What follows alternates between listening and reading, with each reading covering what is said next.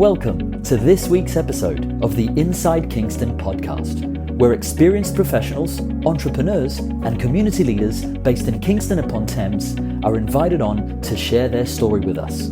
I'm your host, Amyr Rocha-Lima. This week's episode of the Inside Kingston Podcast is brought to you by Holland Hahn Wills, a financial planning and wealth management firm based in Kingston upon Thames. Holland Hahn Wills specialises in retirement planning for senior professionals and successful business owners. Visit hhw-uk.com to start feeling more relaxed and confident about your financial future.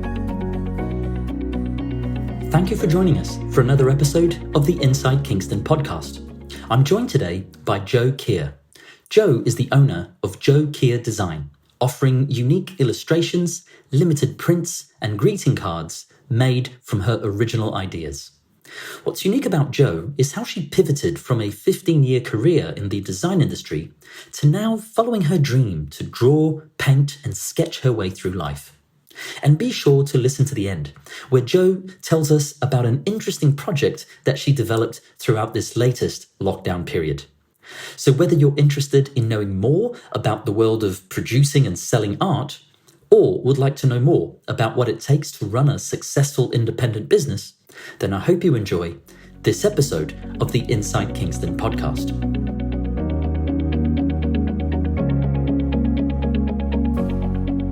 Welcome, Jo Kheir, to the Inside Kingston Podcast. Jo, I'm really excited about this conversation because, well, I, for one, am always on the lookout for interesting art, interesting design, interesting greeting cards. And I think that your work captures this beautifully. And I'm sure that our listeners would love to know and learn more about it too. But to kick off this conversation, I'd like to go back in time, if that's okay. So, Jo, where did you grow up? Gosh, well, I grew up in a little village in Surrey. It seems quite a long time ago now. But in the countryside, always influenced by art. My dad was a photographer and an artist, so always had an interest in art throughout growing up, all the way through my school, into my A-levels, and that led me into my university degree, which was in actually graphic design. Oh, wow. So, yeah, I've always been influenced by art throughout my childhood. That's really interesting.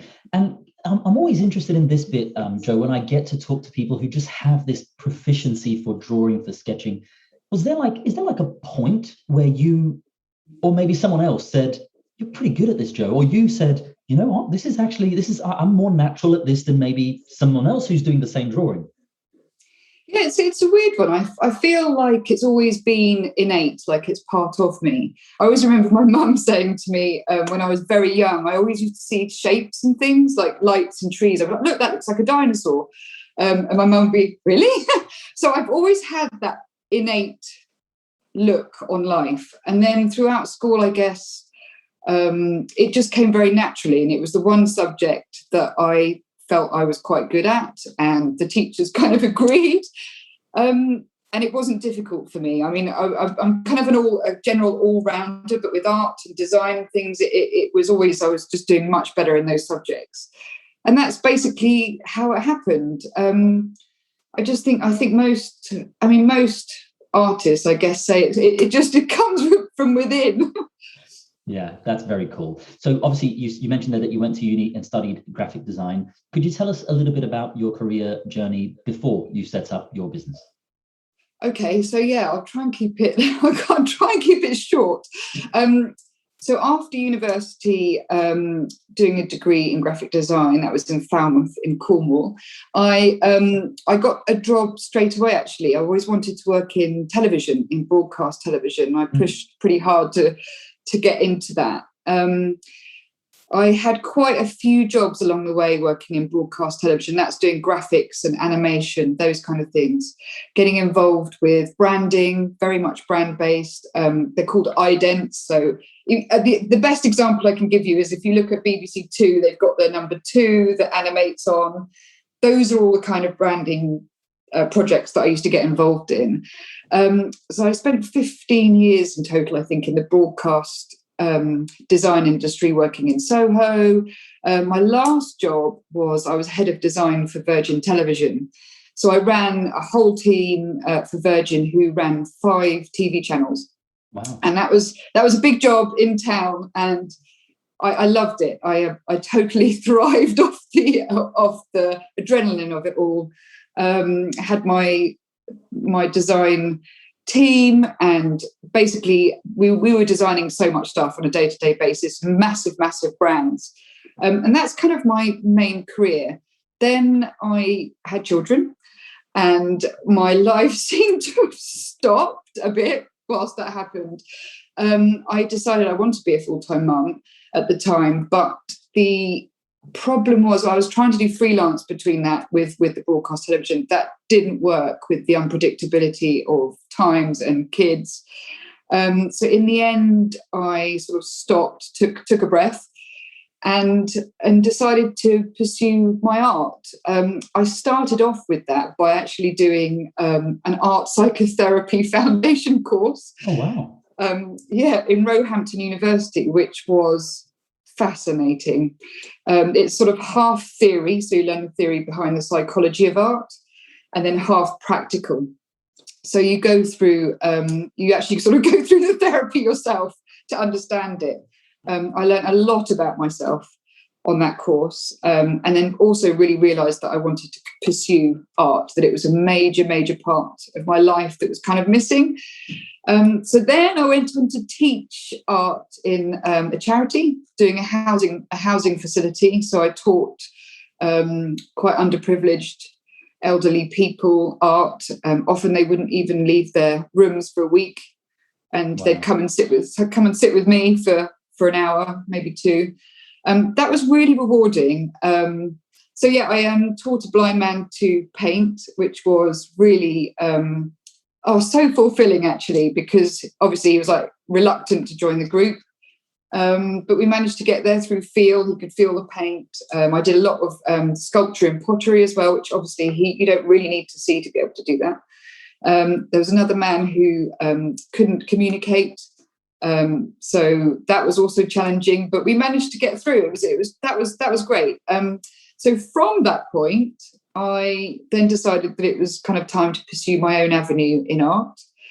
And this brings me up much more to date. So I was going to do my first ever oil painting exhibition due in March. And obviously, as everyone knows, that's when COVID hit. So I think it was literally a week before we all got into lockdown. So I had to cancel that, and I had to rethink. And that kind of brings me to where I am now, really. Sorry, please.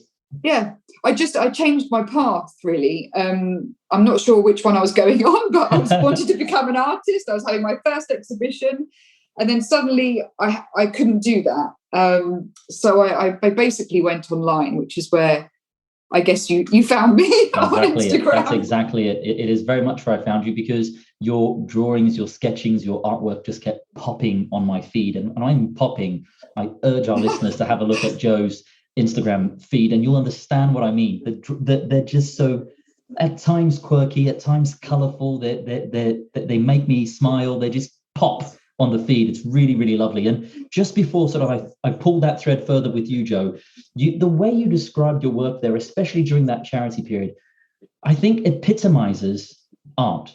Because once I figured out in my life that art wasn't something that I couldn't do. I'm not saying I can do it, but you know what I mean. Once I figured out that I could be part of a club, because the doors are wide open for anybody to be part of it, I started seeing it completely different. And I think that's what through that work, you enabled people to do. I can't do that because I'm blind, or I can't do that because I can't communicate. Well, hang on a second, maybe you can. Maybe the door is open. So I love that about art. I love that about languages as a whole. And I just think art is one of the most fascinating languages on earth, really. So I really appreciate you describing that to us in that way. Super meaningful stuff. Now, to bring this conversation closer to the present, could you tell us a little bit about your business today? Okay, so I run a small business, and there's a few arms to that business. The main one really is I do illustration. And within that illustration, I produce prints that people can buy to put on their wall. And I also produce greeting cards. So those are my main sort of products. I also sell my oil paintings, and I sell prints, giclée prints of my oil paintings as well. And the other thing I do is that I take a lot of photography purely for my art, so I can paint for my photographs. And I also sell what I call triptychs, which are triptych photography, which is 3 images that I work very hard for them all to sit beautifully together. So they're almost like a piece of art themselves from the photography. So there's kind of 3 bags that I work from, but all of them are creative.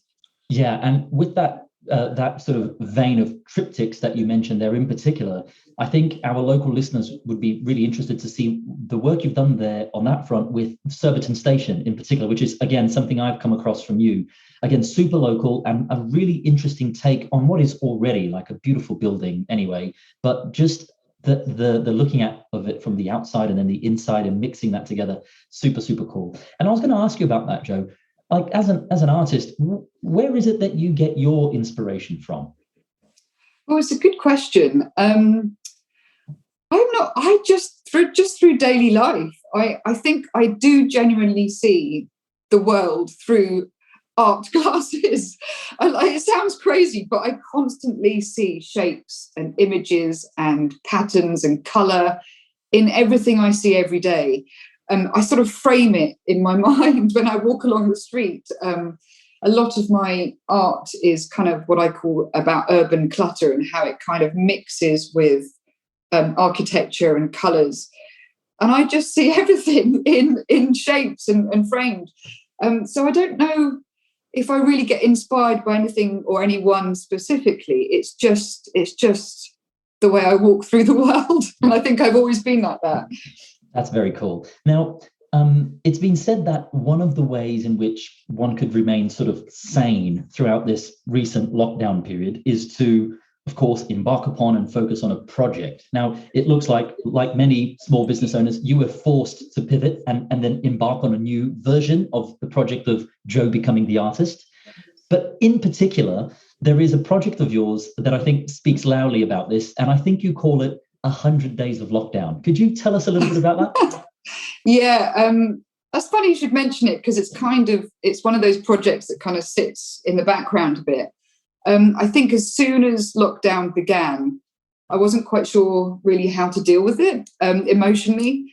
And I was feeling a lot of feelings and a lot of anxiety and a lot of worries about the kids and home educating and all those things. And I decided to draw a picture a day, a sketch a day of just the way I was seeing those experiences.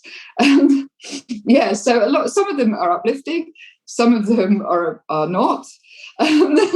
So I think for me, and I love the collection now, I have it. It's 100 little sketches, all in one big poster, that basically depicts my journey from beginning to end of the first lockdown.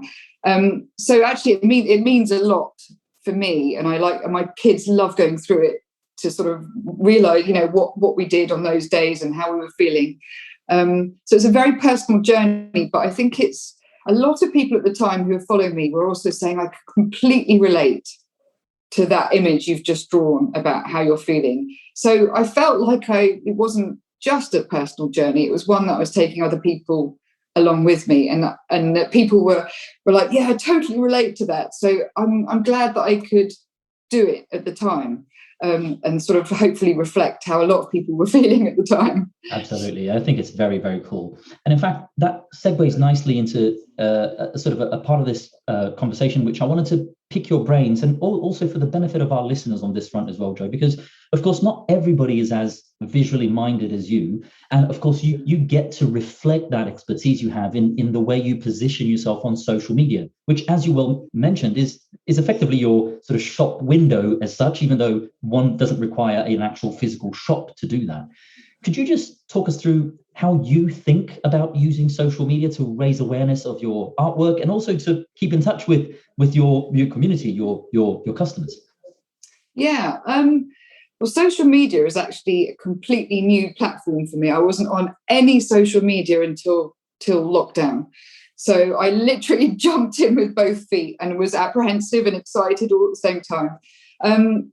For me, Instagram is a wonderful place to be. I feel I've created a community. I honestly feel like there are people who are like my little fans, and we have little conversations. Also, the local community as well. I've really enjoyed the journey with Instagram. For me as a whole. I don't know what more I'm very much a part of another community which is called Indie Roller, which is a small business community, and they help and support small businesses. And they've been really good in a sense of this. They bring together lots of one-person small business, like-minded people, and rather than they promote community over competition. And that was a massively different way for me to think. And luckily, I found them from the beginning. And it really is about supporting each other, not about competing against each other. And that's been a really healthy attitude, I think, to have right from the beginning. And I wouldn't have discovered that if it wasn't for social media. Yeah, look, I'm with you. And I definitely second groups like that. In my own field, I'm part of study groups with other professional financial planning firms where we actually share what it is that we're doing, what it is that is benefiting our client. And, somebody listening to this might think, well, hang on a second, you're sharing your IP or your unique proposition? Absolutely. Because it seems like the more we share, the more we get feedback on it, the better we can deliver something to our clients. It's just an incredible sort of virtuous circle, which starts with something that anybody would be maybe a little bit apprehensive about. So I love that you've found that community within your field, or even amongst different business owners as well. That's very cool. I think it's a really healthy a new healthy mindset that a lot of businesses are currently having. It's a complete skew on the usual way to run businesses where you compete against each other. But now it's really about let's all work together. Yeah. And I think it's great. Yeah. Same here. Jo, what are some of the key business lessons that you've learned so far in your sort of entrepreneurial career? Okay, well, I've made a few big learning curveballs throughout this part of my career. I think one of the biggest thing from sort of literally producing products and putting them out there is as a sort of start off company, you don't have a massive amount of money to put into those products, and you want to get your money back from those products. So my biggest learning curve probably has been ordering stock in a small size as opposed to a large size, and then I can always order more. So I think where I've started off before, I've ordered say 400 or 500 cards, and realised that I'm probably not going to sell all of those in one fell swoop, but actually it's worth ordering a small amount, selling those, reordering. So that, it sounds obvious, but it's not so obvious when you start the business, because you obviously, the more cards you order, the less it costs at the printer. But actually, it's finding that very fine balance between not having a load of stock stuffed in your bedroom and just having enough to sort of fulfill the demand. It's a very fine balance that I am still learning. Yeah, and you're not alone. I've heard that exact comment from other small business owners that I've interviewed here on the show. And I think it's not obvious at all, although I know what you mean when you mention that. And it's not obvious because you're an artist. You're not a business manager. You're embracing the role of a business manager as well as the other roles within your small business. But sort of your expertise, your unique sort of ability within the business is the artist, and other small business owners in their fields have found the same thing. So I think I can hear you saying that you have, or you are there or thereabouts with finding that balance, which is super. Yeah. Yeah. When you look back at your career journey to date, what are you most proud of? That's a difficult question because I've not thought about it. I think I'm proud of following my path, like that I truly feel inside. So, even with my broadcast career, I was always driven and I always worked really hard to get where I wanted to be. I was a very big career lady at the time, and I did it, and I got to the point where I was managing my own team. So that for me was a really massive achievement. And then, of course, life changes, you have kids, your priorities change.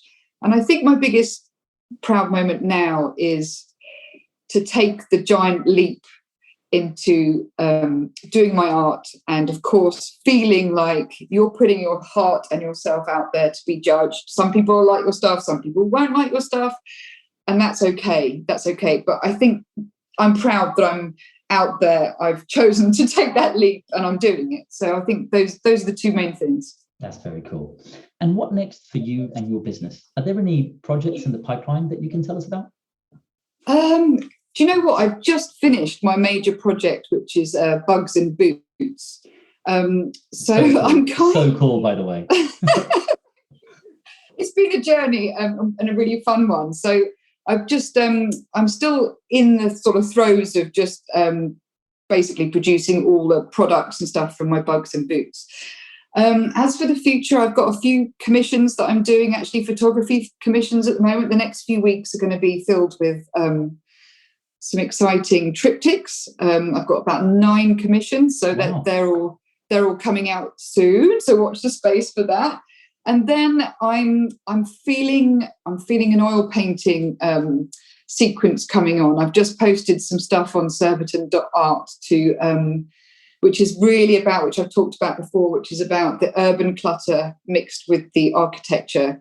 And they've been living in my head for about a year. So I think it's about time to sort of get some oil paintings done. Exciting times ahead. Yeah, I love it. Very cool. As we start to wrap up, I'd like to ask you a few quick fire questions that our listeners are always interested in. So Jo, what do you do to relax outside of the office? Okay, so I do a life drawing class, which is a deep passion of mine. Love it. It's hard, but it keeps my eye in.